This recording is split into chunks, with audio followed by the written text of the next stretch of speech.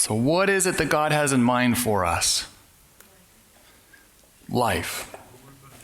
More abundantly. Not just the average ho-hum version. No, abundantly. Abundantly. So understanding our Creator's design, understanding His intentions for us, how He's put things together so we can intelligently work with Him, participate with Him, and have life more abundantly on every level. If we are called to love the Lord our God with all of our heart and mind and soul and strength, is He not going to help us to do that? Yeah. He doesn't ask us to do things. He doesn't tell us something is to be done without it being possible, without Him helping us with that. Okay, so as we get into this, I want us to do a brief review, because our first two sessions were creating the foundation and the framework for us getting into more of the details. And without that framework or foundation, we're off in the weeds. And I've seen too much of off in the weeds in healthcare circles and in Adventist circles. So when we look at what healthcare could be, should be, it's not rocket science, it's just not out there. The science shows that 3/4 of our problems in today's world, assuming you're not living in poverty in deep Africa and you're dying when you're a month old from some infectious disease, the science shows that lifestyle is causing the vast majority of our diseases and is potentially the cure or treatment, which is the flip side or good news. So the big foundation of a rational approach to health or healthcare is address causation. Number 2, what we call physiology. Where can we, in harmony with nature, engage with physiology to get it back to a healthy kind of function? Many people put all kinds of natural treatments in this category, but we want good science. We want reality here. We don't want just the popular fad, whatever's selling food bars or something. And then we get to what has been conventional medicine, your pills and procedures. There's a great place for those, but we need a comprehensive approach. We don't want to leave any piece out, and when we go to do it or engage, let's do this in a rational, common sense process. Just doing pills and procedures for symptoms and consequences is not rational, it is not effective, and it is very expensive. Okay, we looked at some examples. Dean Ornish has been one of the pioneers as a physician, proving what was thought impossible, that an intensive lifestyle program could reverse our #1 killer of cardiovascular disease, at least for the majority. And looking at his program, there's 4 basic components: nutrition, exercise, stress management, which we're getting into today, and what was the 4th one? Love and support, connection. And that actually being the most important one, not the diet. We looked at TED Talk, again, 37 million views as of a couple months ago. Topic was actually vulnerability, because that has so much to do with connection.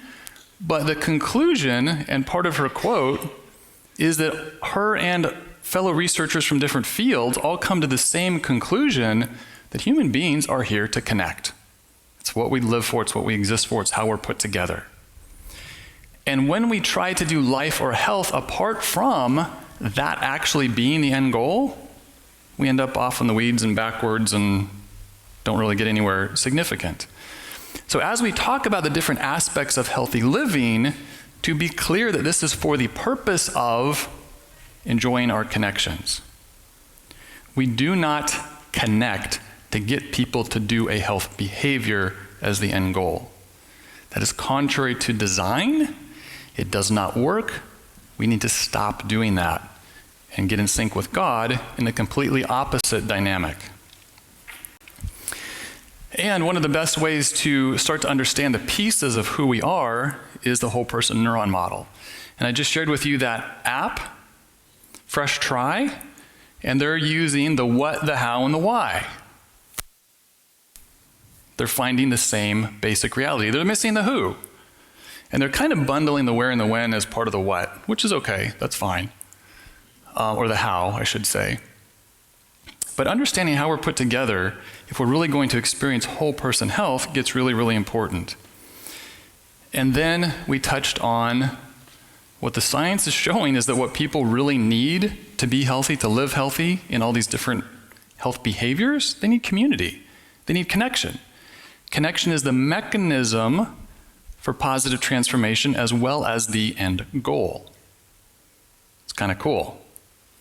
It's kind of cool. It's very cool. So, does Christ's body, does a church function like that?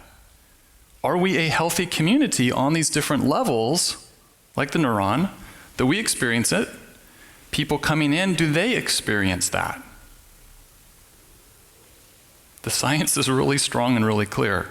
This is what people need. Okay, the next session we talked about power for living. We talked about the universal desired outcome for human existence. All major world religions, atheists, neuroscientists. What was it? Pleasure. Without any negative connotations. Why else would a good God create creatures, if not to enjoy their existence? And to understand that pleasure is not just a matter of the physical pleasures. God has designed us much more wonderfully than that. We're designed to experience satisfaction, enjoyment, pleasure on all levels. Physically, emotionally, mentally, spiritually, socially. All levels. God's plan for us is so much bigger and better than we have imagined.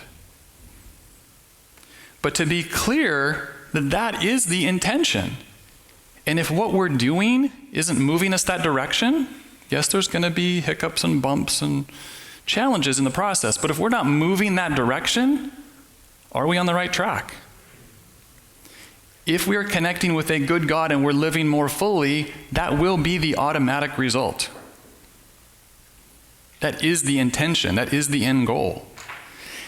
And the beauty is that on a deep level, even if it's not recognized, that is the inherent built-in human desire.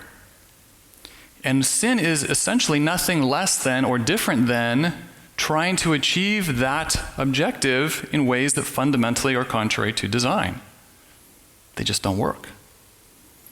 Short bursts of pleasure, physical level, leaving you empty on the inside. Unsustainable. One of my favorite pictures. Yes! Life is so good! This is what it's about. Yes, yes, yes. Okay, so that's our review, our context. So starting this week and for the rest of our sessions, we're going to be looking at some of the details. Again, I shared this with you briefly before. When you look at the drivers of health or disease, some are direct drivers, some are indirect drivers, some are both. We're going to start walking through these. What do these mean? What do these look like in the context of God's design and plan for us? And as we look at this one, we're going to start with number one. What is resilience? Ability to bounce back. Ability to bounce back. Excellent. Yes. Bounce back. Yeah, like a shock absorber. A shock absorber is your car's resilience. Also defined by others as the capacity to adapt to different circumstances. The capacity to adapt to different circumstances, yes. So as we were designing this tool, this lifestyle vital signs, and we're looking at 0 to 10, 10 being good, green being we're reversing disease, stress is a huge factor. But we think of stress, and if the stress is bad, then we rate it as a 10. What is the opposite of stress? It's essentially resilience. So what we have control over, our capacity to adapt to deal with the stressors of life. Or are we getting run over like a semi-truck every time we turn around and feeling like roadkill day in and day out? Not a fun existence. Okay, so we're going to be diving into stress. As I started to put this together, I realized that we had, through the Lifestyle Medicine Foundation, created some great content introducing the core concepts already. So I'm going to share with you 2 videos. They're 4.5 minutes each. These are recordings of me with a national expert in psychology. Jerry Morris, fantastic guy, brilliant guy, super, super accomplished on the national level. And we're just going through some of the basics of stress. What is it? How does it work? And this concept of a built-in pharmacy. When you look at the physiology of stress and how the human body is designed, this up here is hardwired all over the body. And then a lot of those places release chemicals throughout local areas and throughout the body. So we essentially have a 24/7 built-in pharmacy going all the time, for good or for bad. So how do we understand that and then start to engage that and manage that well? Okay? And actually we have a local star that helped us with some of our filming early on. We actually made these videos years ago. Okay, so now we're going to want to use the mic up there. So just sort of let us walk you through some of these core concepts. Yeah. Welcome, Dr. Morris. Thank you again for joining us. Glad to be here, Mark. So we want to talk a little bit about stress and give people an orientation to what it is and how it works. And understanding that the science is really showing that stress is a much bigger problem than we have given it credit for. And it's really not just a symptom that's annoying, but it's a whole set of physiology and consequences and effects that have huge implications for our physical health as well as our mental health. Could you tell us a little bit more about that and maybe how that works? Yes, Mark, I'm very glad that you're appreciating that stress is both a positive and negative phenomena of pushing the system out of the balance it is in.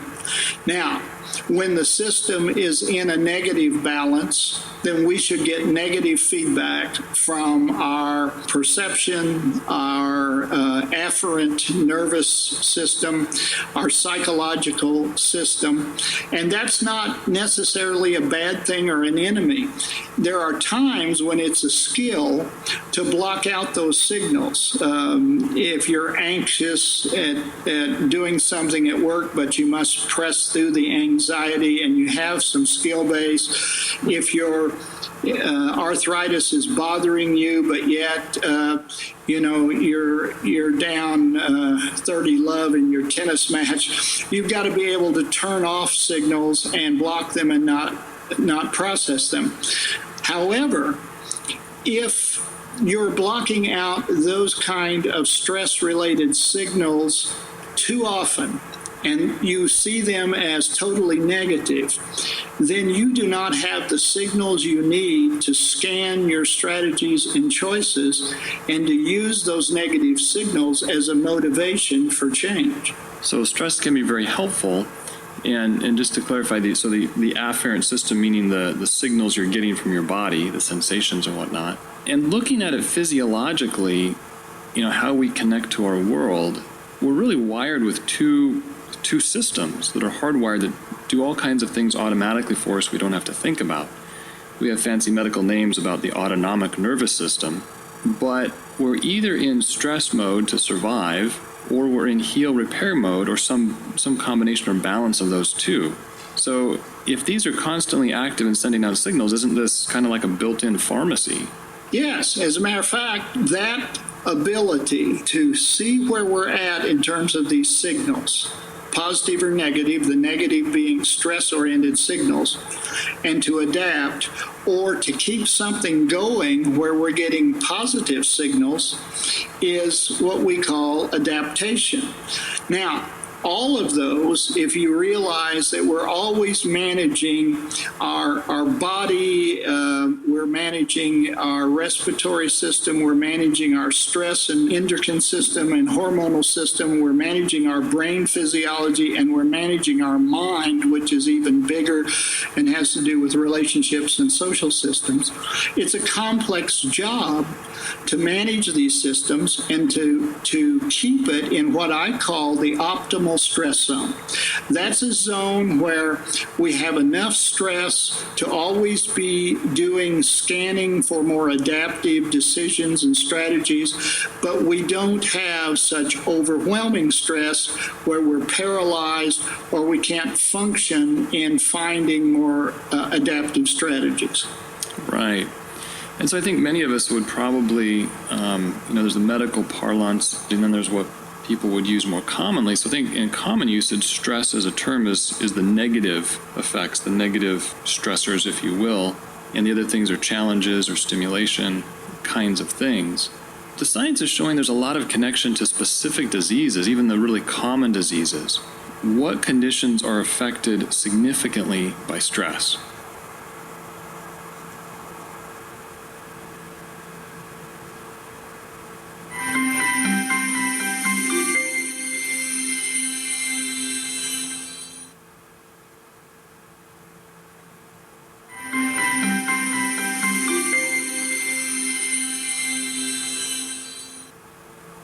The science is showing there's a lot of connection to specific diseases, even the really common diseases. What conditions are affected significantly by stress?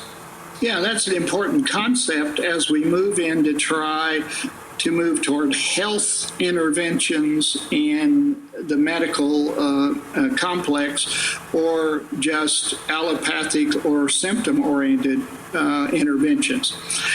Things like obesity, things like hypertension, things like diabetes, especially juvenile onset, that has all sorts of emotional and personality and adaptive and relational components that build over the years. Things like even cancer, where Cher and the doctors at the University of Missouri even found that with a simple bucket of ice, they could identify people who are high stress reactors and have long-term anger based on vasoconstriction to ice bucket pain, and that predicted higher incidence of coronary heart disease and other stress-related disorders are happening. So we now have the science to know that there's a huge self-regulation component to many of the major illnesses that humans encounter. And something you mentioned earlier is a vital concept. All of the necessary medicines for these disorders are contained within our body. And if we know how to regulate that stress system to be in the optimal stress zone, we are then not only adapting and regulating our environment and choices, which is a loop that affects our physiology, but we're also regulating our physiology in ways that maintain us in the optimal functioning and reparative zones. So we can use this built-in pharmacy very much to our advantage pretty much all the time. And we also want to avoid basically sending out poisonous messages, if you will, that will cause some of these conditions or at least contribute to them. But the science you mentioned previously on how long we live and the effects of stress is very large.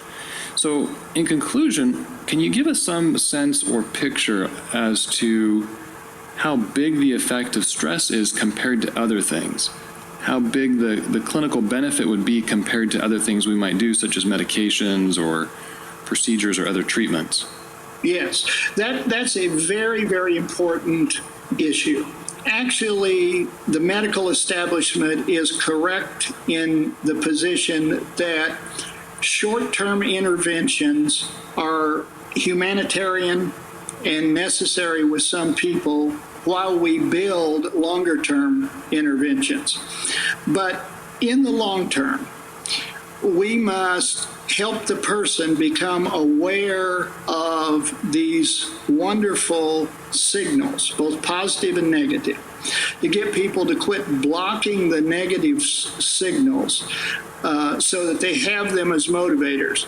And the magnitude of effect has shown in depression, in obesity, in hypertension, in coronary heart disease, in a lot of these chronic illnesses to be major. So the magnitude effect is actually likely much larger and maybe even almost double what we see in the research. And it's just large in the research. So the magnitude is huge.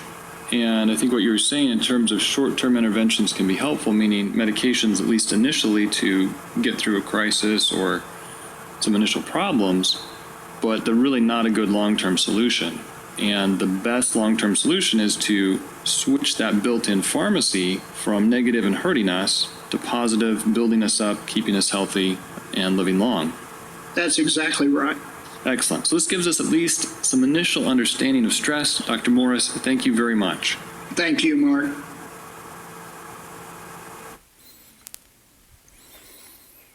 Does that make sense? Basic sort of orientation.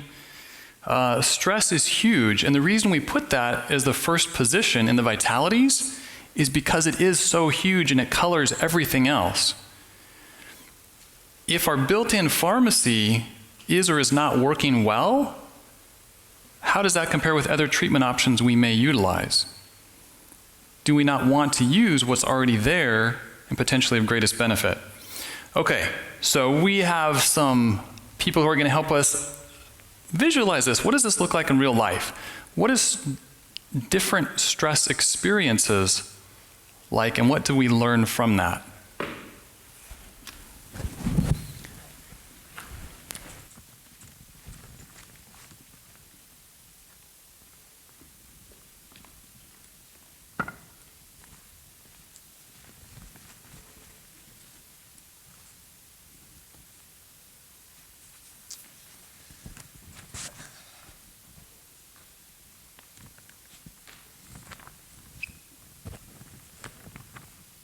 Imagine with me, I'm closing a door. Boom. Right.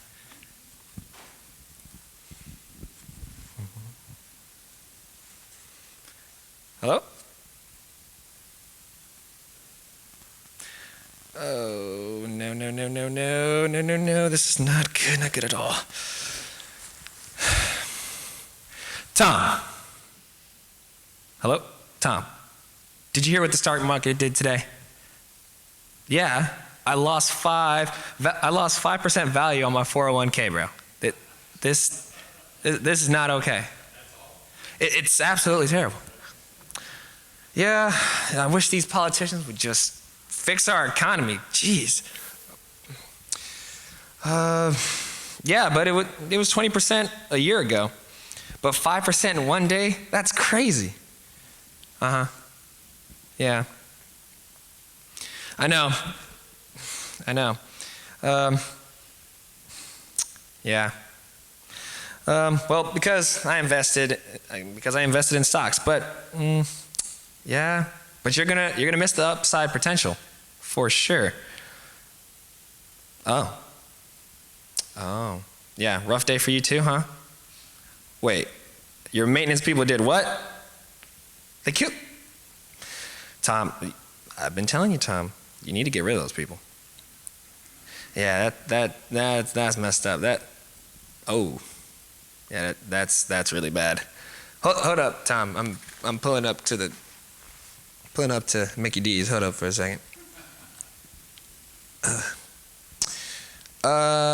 Can I get a what do I want? Can I get a Sunshine Happy Meal and a Mega Coke, please? Thank you. Hold up. Tom, hold up.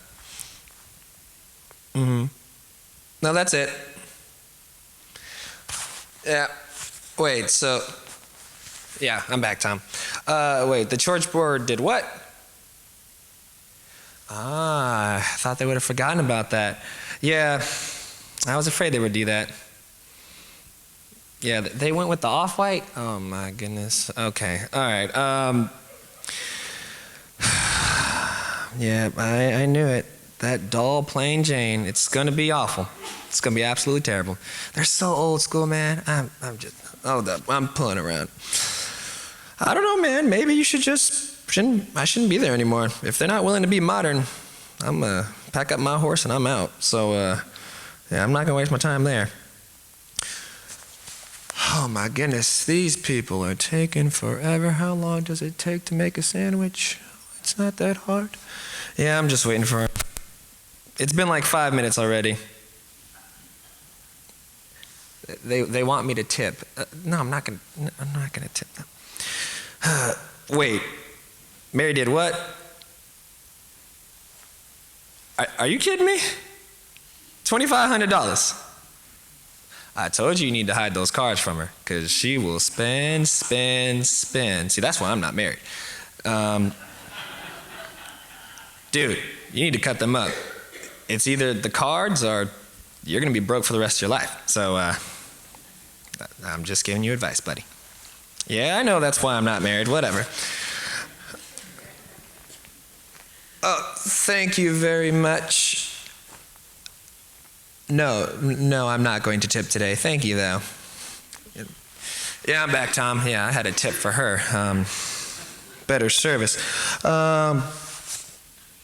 Yeah, but hey, at least I smiled, so it's the thought that counts, right? Hold up, I'm driving. I know this is illegal, but whatever.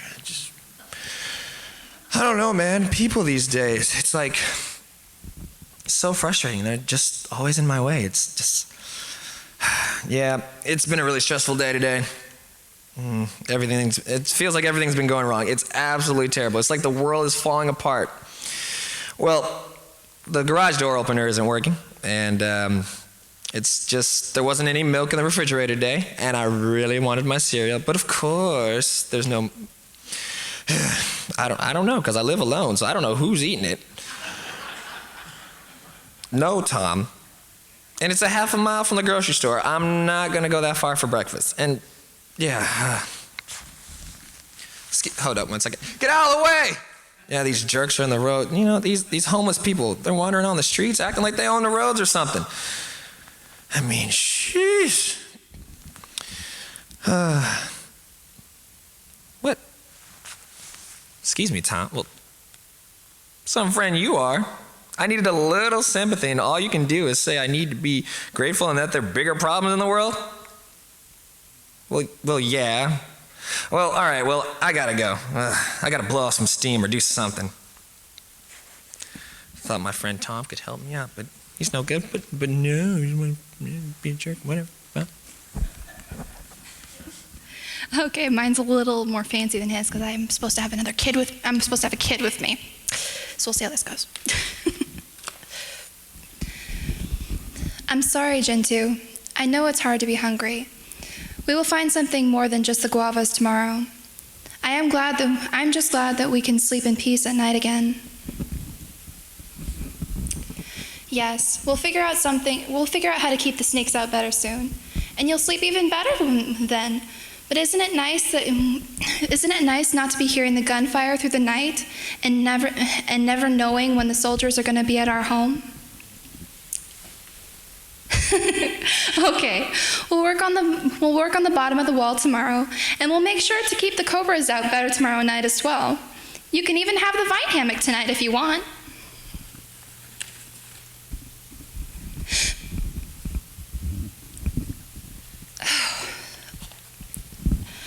It's okay, Gentoo. Those are just the howler monkeys that live in this part of the jungle. You don't have to hide. What? Oh, I hope so. I really hope we'll see your father again. Maybe he'll be looking for us in the village market.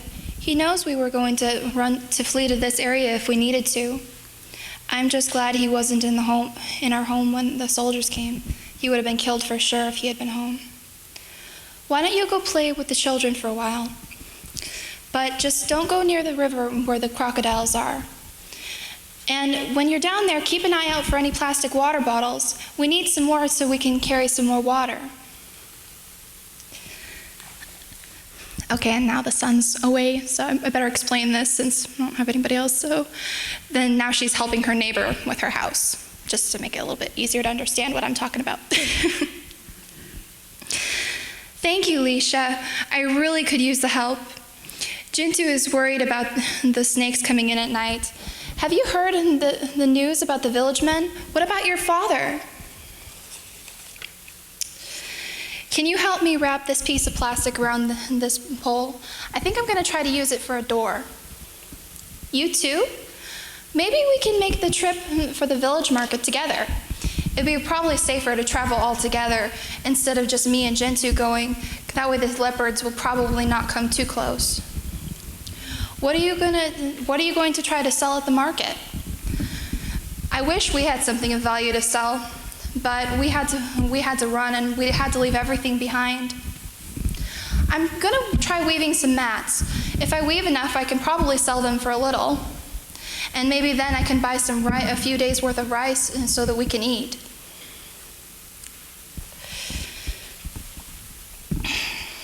Only 2 miles? Oops, sorry. Only 2 miles to the spring?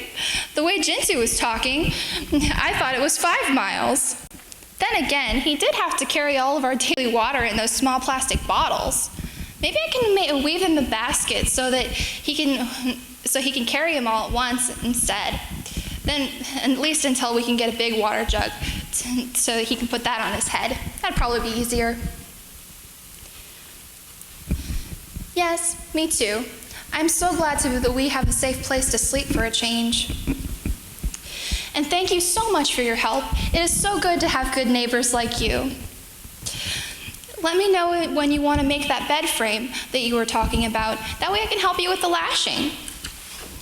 And the scene's changing again, so they'll be in the village this time. They'll probably in the next day, I guess. It feels good to sit down for a few minutes. I'm really glad that the village is only 10 miles away, so that we can make the trip all in one day. I wouldn't really want to stay overnight in the village with just me and Jintu. It's not very safe. And staying overnight in the jungle probably doesn't sound that appealing either. That's wonderful. It even has a handle. Her neighbor's showing her a pot. Yes, it's old and beat up, but at least it doesn't have any holes in it, and you can cook for all 3 of you at once. I'm so happy for you.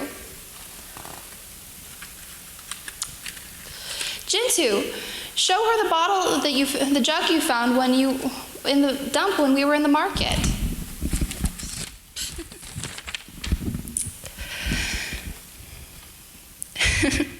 I can get the gasoline taste out almost completely with a trick I learned. You just have to fill it with clay. We just have to fill it with clay, leave it out in the sun for a few days, and let it get really, really hot. But you gotta kind of make sure it doesn't dry out in that time, because otherwise it'll be really hard to get out. My brother made that mistake when we were young, and he ended up making a gasoline can brick. Yes, I'm ready to start again. We should be able to make it home before dark. Jintu, keep your eyes open for any of the mangoes and wild taro we might spot on the way. And any fallen trees might have some grubs that we can add to the rice.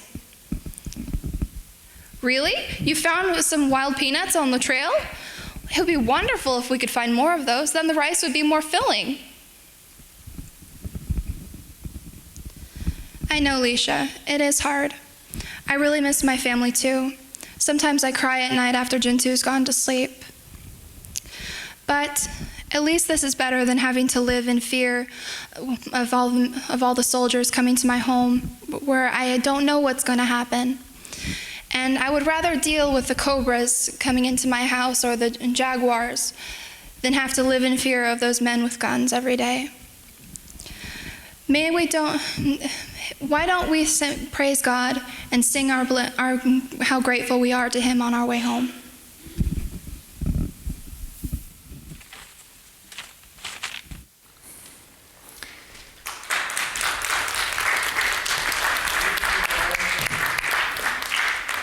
Thank you guys very much for helping us with that. Were those different reactions to different stressors? Isn't it fascinating that here in luxury land, we can be driving around in our fancy SUV, worrying about our 401ks, irritated because it took 5 minutes for somebody to serve us hot food, and all upset because our garage door opener is not working right, or the landscape people cut our bush wrong, when around the planet there's somebody who's living in real poverty, homeless, destitute, worried about animals, and they're basically okay. What does that tell us about stress?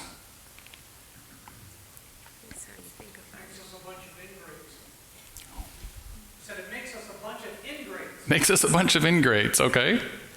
But in all fairness, regardless, I mean, obviously to the person that was in the jungles or whatever where they were at with all their issues, which is much tougher than what Zach was going through. However, stress is stress, no matter where you're at. or your circumstances. Stress is stress, no matter what. Good. I will put it this way. The perception of the event or the circumstances can make the difference, because the same circumstance or event for one person can be stressful while for other not. Okay, good. So the reality is, when you ask most people how stressful their life is, how stressed they are, they start thinking in terms of what are my stressors. Well, should I be stressed or not? Is life going good or not? That's not what stress is. The reality is that the stress we experience has surprisingly little to do with the stressors. And we go up and we go down in much bigger magnitudes than the stressors are. Isn't that interesting? I understand that from what has been measured that we over here in the West, in Europe, Western Europe, and the United States, we tend to be more stressed out than these other third world countries for some interesting reason. We're more stressed out in these rich countries. Right. Yeah.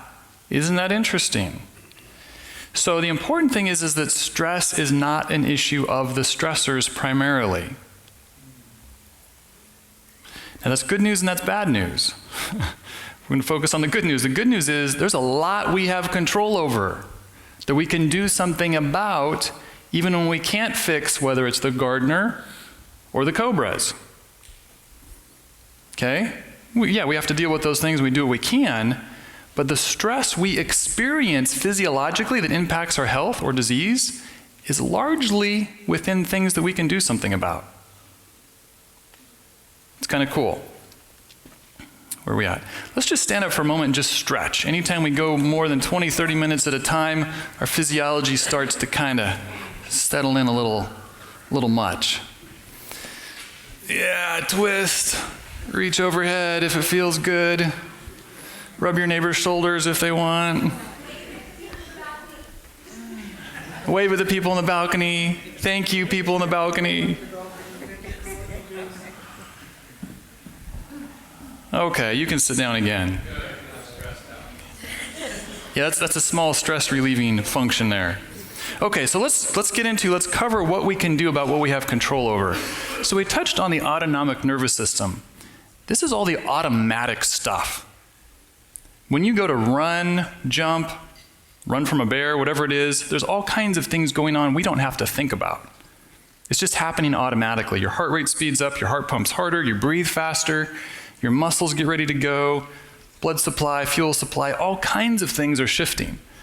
And there's two basic components. The medical terms are the sympathetic and the parasympathetic. It's basically the fight or flight. And how many of you have heard of the opposite system? Well, I see 2 or 3 hands. Most of us know. They don't talk about that on the nature shows. It makes me crazy. There's 2 systems, and they are counterbalancing. It's not just fight or flight. There's this other system that's the heal, repair, restore, reset stuff. And it's when we're stuck in fight or flight, we're activating the sympathetic all the time, day after day, and we're not getting much action on the parasympathetic side, the heal, repair, restore, that we get into these ruts of the stress experience. And these negative signals going out, these negative chemistries going on. And the beauty is that this doesn't have to stay that way. We can change that. We can change that short term, and we can change that long term.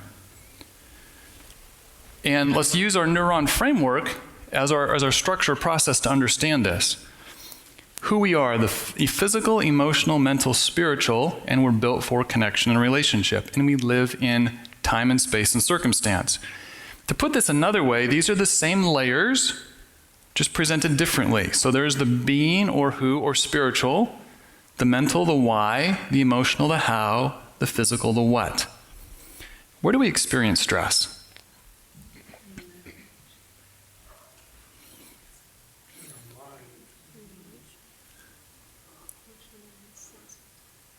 Physically and emotionally, largely. What the physiology shows is that this is largely where the stress experience is happening. And we see that up here. What happens when you've been stressed out a lot for a while? How much energy do you have? Low. Really sagging. Stress is a short circuit to our energy systems. We end up with very low energy because we're spending so much energy stressing, usually to no productive purpose. So one of the things that we have to do, that I do with my patients, is when there's a lot of stress going on, they don't have a lot of energy or reserve to try to do a lot of other changes. So how effective is it when somebody's really tired to tell them to get up and hike 5 miles? Doesn't work too good, does it? So one of the most important and effective things we can do for ourselves or with other people, if we're trying to help them, is to get an understanding of what's going on for them here, and what can we do to help them start to break up that cycle and have more energy to work with. More potential. Oh, okay, now I'm ready to do those next steps. I'm ready to make that change. Versus low energy, I'm not doing nothing today, dude. Kind of thing. Okay, so it's really, really important. So we experience it emotionally and physically. What happens when we're really stressed in terms of our brain? How clearly do we think? We don't. No, you don't. Do you make good logical decisions? No. No. When the emotion stress system is dominant, is the big dynamic, our rational mind is subjugated. You can call it shut down, you can call it subservient, you can call it whatever you want. It's not working. It's not the person in the driver's seat. I highly recommend not making any important decisions when you're really stressed. If you're really stressed and you're having interaction with other people, either at work or in your family, just button it for a while till you're out of that crazy stress dynamic that's taking over your rational brain. You're going to do and say things you wish you hadn't. So for a lot of reasons, we need to understand, recognize, and deal with stress. Now, notice up at the top, short-term and long-term. So there's things that we can do to break up this cycle short-term. Start to get a handle on it, start to change that physiologically, put it on a different path. To deal with things long-term, we have to look at the whole picture, the whole person. And we're going to touch on both of those. Okay? We're going to walk through a little exercise here in a minute on the short-term kinds of things we can do that also starts to touch on the long-term. Where does our biggest stressors come from? What gives you the most heartburn? Yeah, in terms of life circumstances or dynamics, isn't it people? Whether it's the guy cutting you off on the road, or your boss who's not the nicest person, or conflict with a spouse. Our biggest stressors are often other people and managing those dynamics. We're built for connection, but when negative things are going on through those connection channels, it's stressful. It's really stressful. So we need to understand all of these elements as we go through this.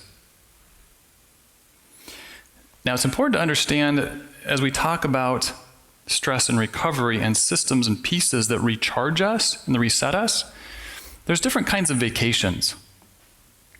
And it cracks me up when I see a patient and they're like, oh yeah, I was just on a 2-week vacation and I'm more tired than when I left. Like, I thought you were on a vacation. Well, yeah, but we went to Disneyland and it's like all this stimulation and this craziness and excitement, they come back more tired. A lot of times when you talk to people, what do you do to relax? Well, I watch TV. Okay, physiologically, how effective is that at R&R, recharging, resetting things? No, It's distraction. My mind is busy, so I'm not maybe as aware of, I'm not feeling very pleasant, but it's not recharging things. It's not rejuvenation, it's not resetting, it's not rest. So this really cool concept in Adventist circles about rest, this thing called the Sabbath. Do you know what the word rest in the original language actually means? Literally, physically? It means stop. Quit moving. That's literally what the visual is. Just be still. Just stop. And the systems are built that if we just actually rest, recharge happens. There's ways we can foster that, we can develop that, but let's be very clear that there's a lot of different kinds of things we call rest or stress relieving that really aren't. And there's things that are, and we want to foster those things. Okay, there's so much we could cover. We're just going to hit a few highlights as we wind down here. I want us to just do a simple exercise. To put your minds at ease, we're not going to do anything weird, okay? No transcendental meditation. We're not going to do any Eastern philosophy practices, anything like that. But I just want to walk you through a little bit of physiology and a little bit of process to start to understand what this can mean in day-to-day life. Mindfulness is something that's gotten a lot of attention recently. Mindfulness, in essence, is just stop for a bit. I think there's some deficiencies in often how it's done, some things we can do better, and we're going to try to walk through some of that. But there's a lot of benefit to mindfulness. And a huge part of it is that we are just so disconnected from reality. We're so off worrying about tomorrow or yesterday or this issue or that stressor.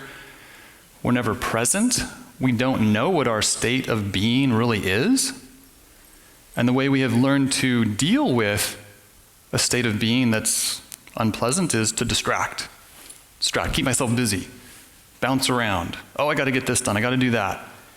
You don't have to deal with the reality in your stuff. So sometimes people get uncomfortable when they start to actually be aware of where they're at and what's going on. Some people are just fine with it. Okay. The other important thing to understand is that physiologically, there is this connection point between the autonomic nervous system and our body, our brain, if you will, and our body, the physiology, through our breathing. When you're stressed, your breathing changes. You breathe shallow, you breathe rapid. In acute stress, when you're chronically stressed, my little watch has a thing on it that will tap me on the wrist, says breathe. Because I've kind of stopped breathing, and it can detect that. Breathe.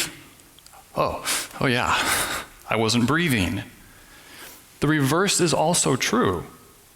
If we sort of take control of our breathing and start to walk that through a relaxation pattern of breathing, our nervous system comes along for the ride. It's actually very cool.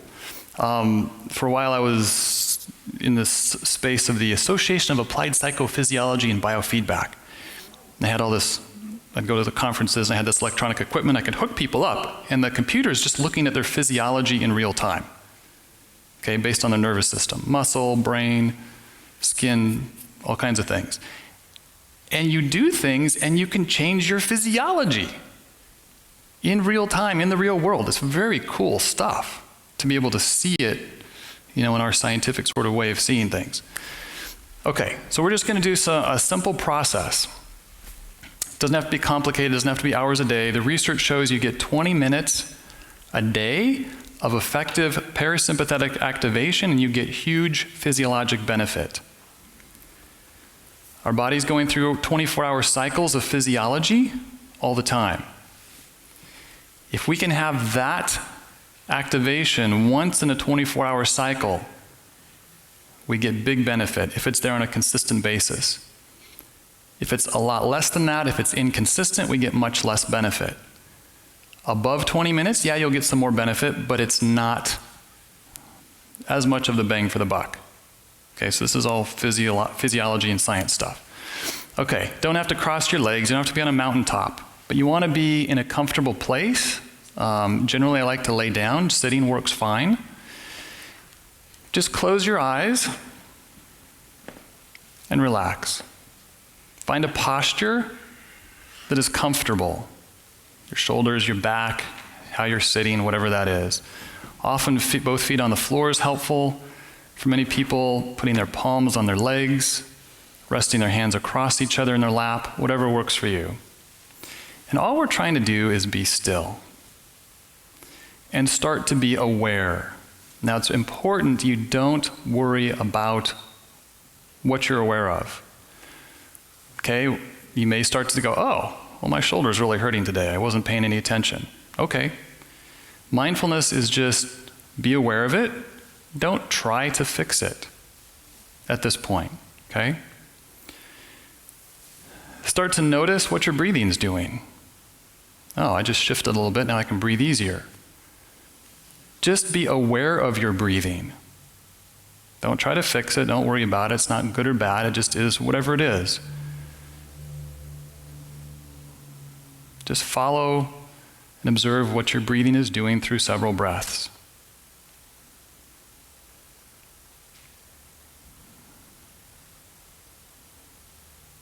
Were things tight? Were your lungs moving freely?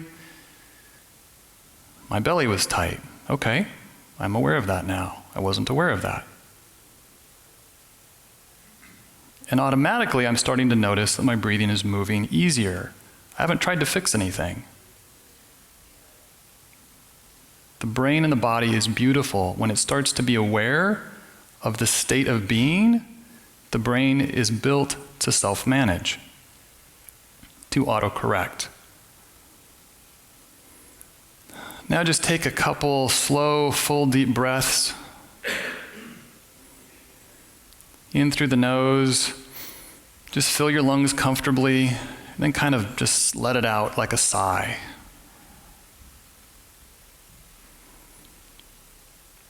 I know about you, for me, I'm already starting to feel a relaxed sensation more than I was before. And I found that just a couple, 2 or 3 of those all the way in to comfort level and all the way out to comfort level, oh, I can feel a shift in my nervous system.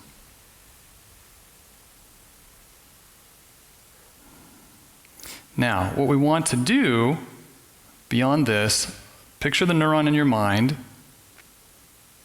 Let your breathing just continue to flow, whatever's comfortable. What's going on emotionally? Just let your mind be quiet. You're not worrying about anything. You're not worrying about what you're going to do when you leave here. Just be aware of, be mindful of, what are my emotions doing? And emotions, pure emotions, happy, sad, angry, frustrated, it's not intellectual process. It's just what is your state of emotion?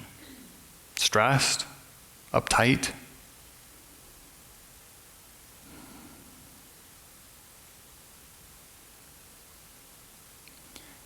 And again, at this stage especially, it's just being aware, it's just learning to be mindful. And whatever the emotions are, we're not fixing them at this stage. Different than regular mindfulness, I think there is a place to start to address them more effectively. Okay, the next one.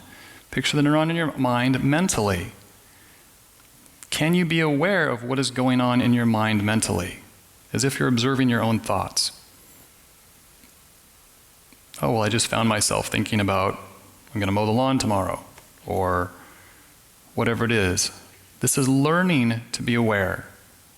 It's not, I shouldn't think about this, it's just being aware. It's just learning to observe and be present.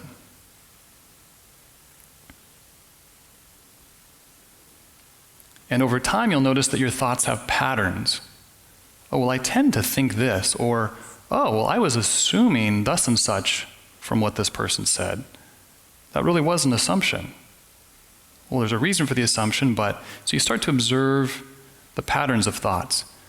You start to potentially be aware of, well, what was my past experience? Why do I think what I do? Either about this person, or about society, or about a homeless guy in the middle of the street. Why do I interpret things that way? So again, this is just starting to be aware of. And here's where it gets interesting. Again, the neuron model, the deep level, the who, the spiritual level. What is my state of being? Who am I? What is my value? This is not meant for an intellectual discussion, but just what are you observing? And through all of this, it's about being quiet. It's about observing without noise and distraction. It's about being present in the here and now. And on that deep level, do you feel connected? Do you feel disconnected? When I say feel, I'm not talking about emotions per se. I'm talking about a sense, an awareness. We use the word feeling to actually mean many different things. We use it to mean true, pure emotions, and we use the word feeling to mean an awareness on another level, be it emotional or mental or spiritual. So it's important to distinguish those things. What is your state of being? Who are you? And on a spiritual level, in that vertical connection relationship, who has God said that I am? Versus an identity that I have otherwise come to believe. And am I open to, am I willing to receive him and his definition of who I am? Am I his child? Do I detect, am I aware of grace and acceptance? Or am I feeling like I'm a failure? So again, this is just initially about awareness. Learning how to be quiet, learning how to be still. We're built, the brain is built to self-regulate once it starts to be aware of the state of the systems. Now let's come back to the breathing, the physical level for a minute. We want to just start to learn how to break up this stress cycle, at least in the short term. Still comfortable, eyes closed. Just pay attention, be aware of your breathing. And now, with some level of intention, but comfortably, breathe in slowly through your nose to a comfortable level, and then just slowly let it out.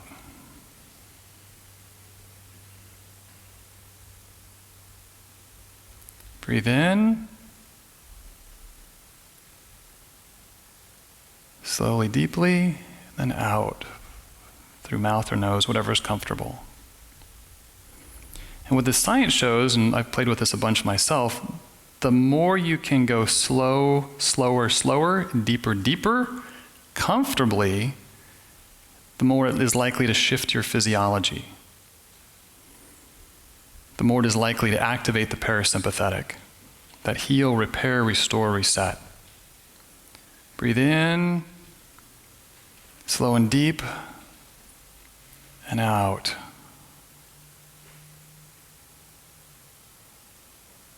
Okay, you can slowly open your eyes. Do you feel a little more calm? I know this was a very short exercise. Maybe a couple people fell asleep. And that's okay.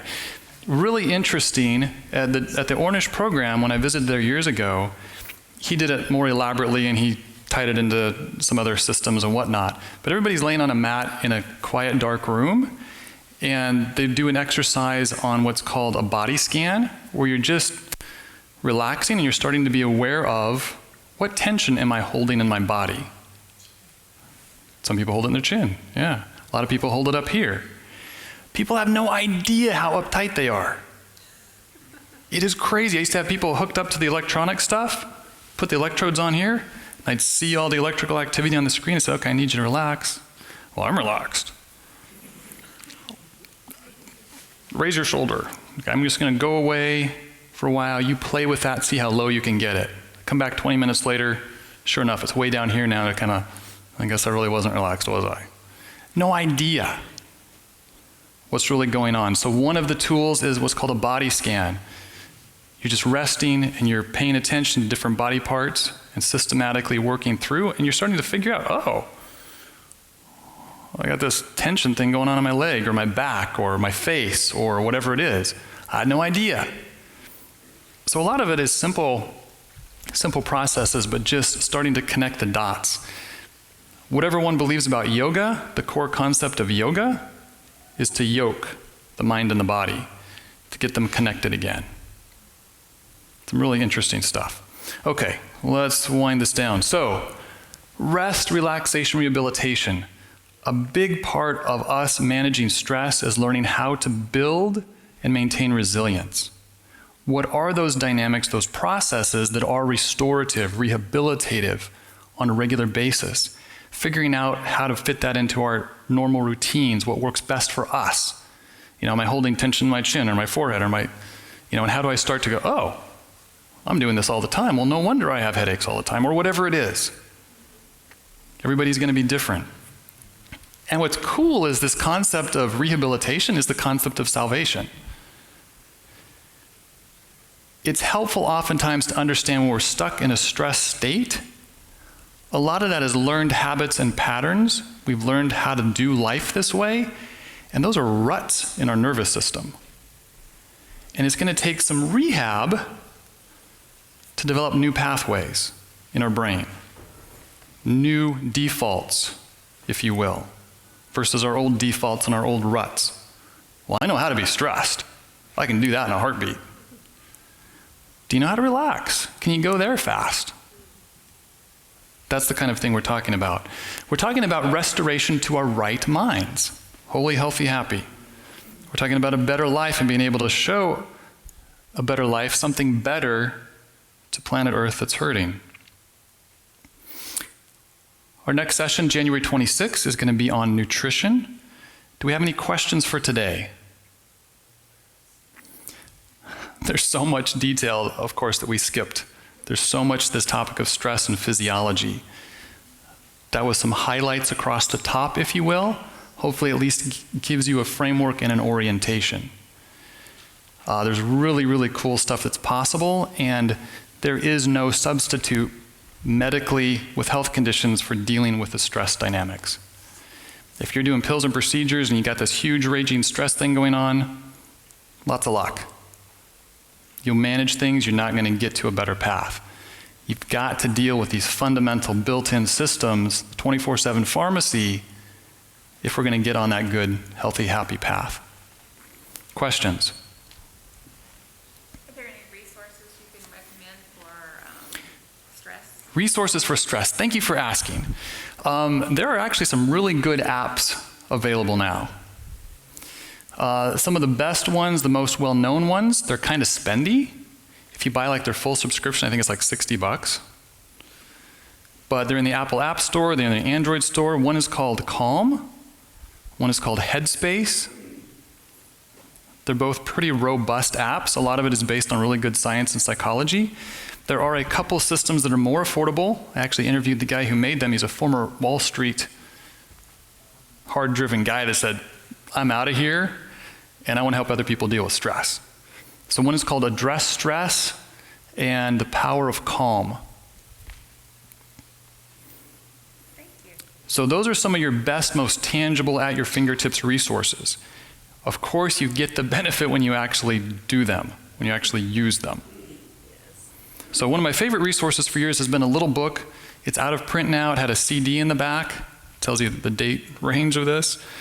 But written by a PhD psychologist, very simple explanation of stress and the physiology without any of the Eastern philosophy stuff. And then the 4 audio relaxation practices were also pretty focused on physiology without the stuff that's often mixed up in it. 1 is focused on muscular relaxation, 2 on autonomic nervous system activation shift, and 1 on mental relaxation. Most common cause of insomnia, I can't shut it off. Amen. I hear it all the time. I can't shut it off at night. Tablet by the bed, write it down. Tablet by the bed, write it down? Yeah, so figuring out what works, which was the essence of the Fresh Try app that I shared with you in the lunch. You just figure out what works. Okay, we try this. Well, that kind of worked, but kind of didn't, and I'm going to do it differently the next day until it works. So, benefit. Quick story, I had a patient years ago, a nurse executive, she was like CEO level in a big system, came to me with a number of health problems, and it became pretty clear pretty fast that she was really stressed. I got her plugged into this book. She was one of these people that's like, you say it, I'm going to do it. She was like on it. Well, next thing I know, and there was a store part of our facility, this was actually in Woodburn at Wellspring, they're supposed to have a supply of these books because I would send patients to get them. And all of a sudden the patients are coming back telling me all the books are gone. I go over, I talk to the store people, like, what do you mean all the books are gone? Oh, well, we had this nurse lady come in and she like bought it all out. And later I found out that she got so much benefit herself, she went and bought it for all of her team. All of her subordinates and whatnot. You're like, you need this. What's that? No, didn't stress me out. Though we did have to work on getting some more books. So what's the book? Yeah. Oh, it's called Total Relaxation by John Harvey, PhD. And again, it's kind of out of print. You might still find some copies. You might be able to find them on Amazon. My dialect Yes. teacher, she said to look for if you wanted to do mindful meditations, just read the book, and I'm going to do that. Yeah. So again, what the science shows, Harvard Mind Body Institute, if you can do this effectively 20 minutes a day and get 20 minutes of good shift, that's where you get real bang for your buck. And then it's a matter of figuring out, where am I going to put that in my day? Is it going to be right before bed? Part of my morning routine? What does that look like? And get your basic skills in place and then start to develop your bigger picture skills. Why am I getting these negative emotions? How am I interpreting life? Who am I? What is my relationship? And that's where in this context, the spiritual context, it gets so much richer and deeper and fuller to get to a better place. It's on Amazon. It's on Amazon. Usually there's like 3 copies available. Okay. John Harvey, PhD. Okay, one more question? Are we good? All right. Have a lovely Sabbath afternoon. The Sabbath rest, experience the rest. And I think there's an announcement or two. I'm looking for a mic. New microphone. And I'll just. Here we go. So our assistants in the kitchen Ziploc bagged up leftovers. They're in a container on the counter. If you want to take home some leftovers from lunch, help yourself. The recipes that we provided for lunch are also out on the counter. There's a couple of books that are fairly new coming out on health that we've had around the church for a while. Take a look. Yeah, I think that's it. And if you haven't signed up for the chef lunch for in 2 weeks, call the church office, let Krista know, email her. We want to make sure you're included. Yes? So I bought 6 boxes of salad, and I think we only used 2. So if any of you would like a box of salad, please come and take some, because our family can't eat that much. So, Lori, is it in the kitchen?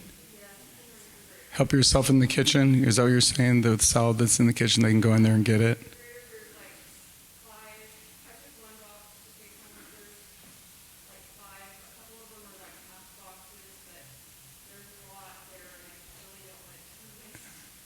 All right. Any other questions or announcements? Can we give Mark a hand? Woo-hoo. Yeah. Have a good afternoon, everyone. God bless you.